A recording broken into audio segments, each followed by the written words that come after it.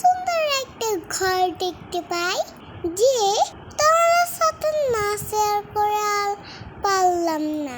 আমার কাছে দৃশ্যটা ভারী সুন্দর লেগেছে, তাই চিন্তা করলাম তোমাদের সাথে শেয়ার করি। দেখছো ঘরটা অনেক সুন্দর না?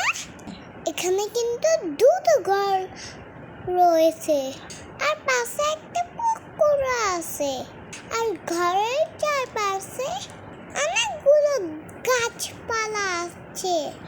ঘরের সামনে একটা ছোট ফুল গাছের গার্ডেন আছে, আর ঘরের সামনে ছোট একটা ঘর আছে। এর পাশে ছিল গরুর খাট। আমার এই জায়গাটা এত সুন্দর লেগেছে যে ইচ্ছে করছিল আমি এখানেই থেকে যাই, কিন্তু আফসোস বাড়িতে আমার থেকে ছোট ছিল, কিভাবে ঢুকবো বা কিভাবে থাকবো। কিন্তু জায়গাটা অনেক সুন্দর ছিল।